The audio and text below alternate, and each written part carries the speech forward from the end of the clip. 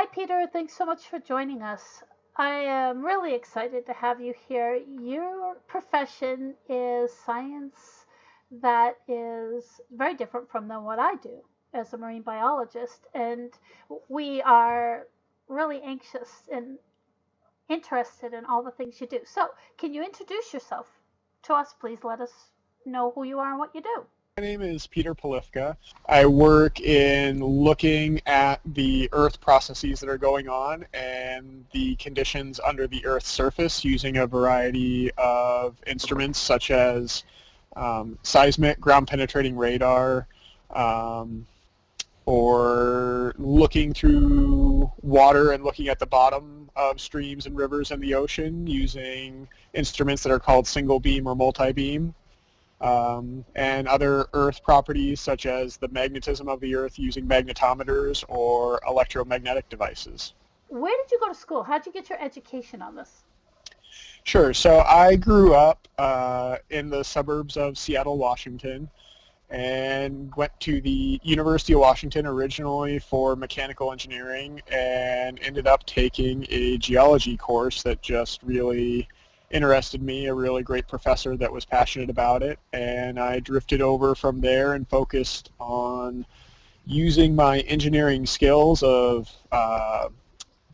just math and science and physics and started applying that more into geology and got involved in a specialty of geology called geophysics at that point, which as the name sort of implies there is using physics and math and science specifically to try to measure and understand and examine the world and how it works and its history. What I want to know from you is all the work that you do, because Peter, you're involved in a lot of different science and technology stuff. Mhm.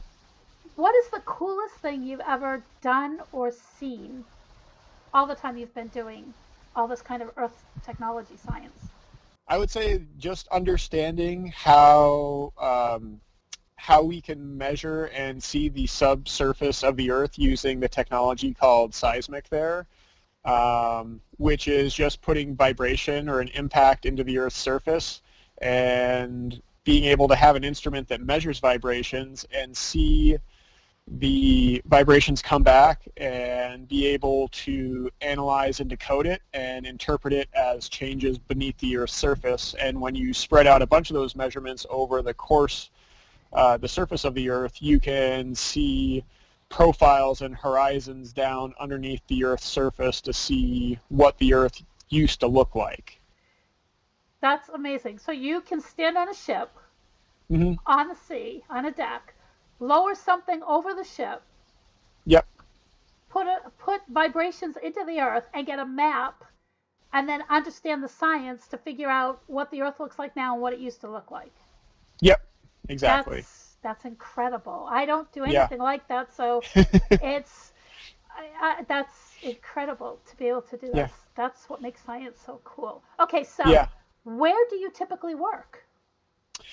I work all over the world, essentially. The field work, it just depends on wherever people have a question or want to know something about it. So I worked out of Singapore for 2 years and in the foothills of the Himalaya in Nepal for a couple of months. Worked around Puerto Rico, looking for unexploded ordnances and bombs actually from World War II and the Soviet era.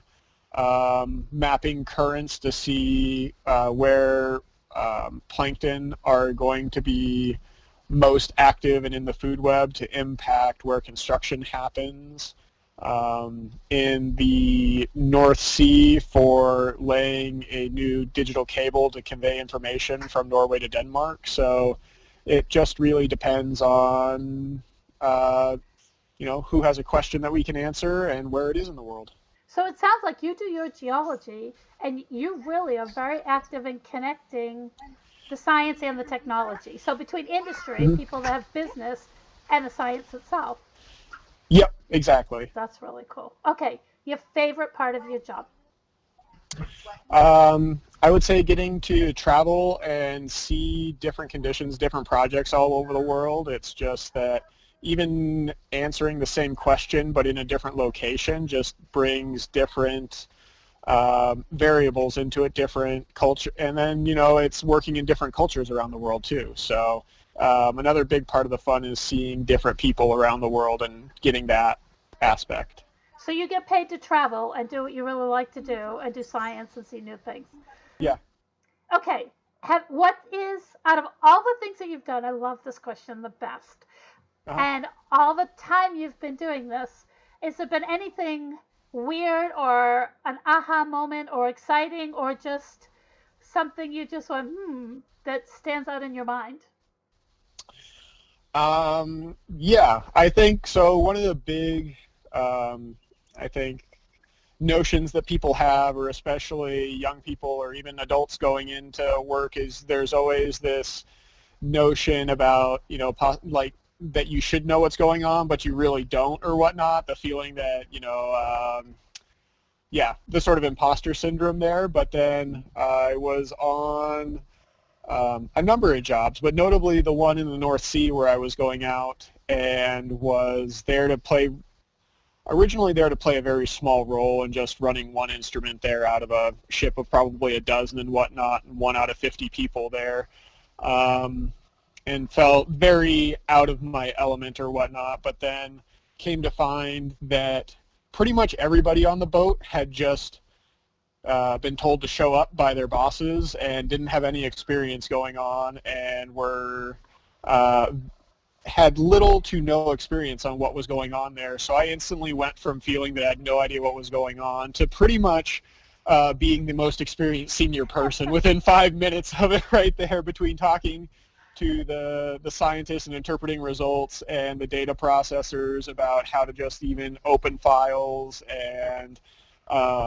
make sure that things weren't corrupt and what to look for in the data, and also talking to the ship's captain and first mate about basically how to operate the vessel, to what speeds to run at and how to turn it for the instruments that were in the water, because they had never operated towing or putting anything over the side before. They're just used to running a boat and taking it from one dock to another. So yeah, I would say that was sort of the aha moment of being, to take a deep breath, and what you never are necessarily the smartest person definitely in the world. There's always somebody smarter, but to at least be confident and take ownership for what you do know and be willing to teach, and also, to learn from people and their experiences. So That's really good advice. Thanks so much for volunteering for this. I can't of tell you how course, yeah, excited should be great. everybody across the globe is. Nice. I'm glad. I'm looking forward to it.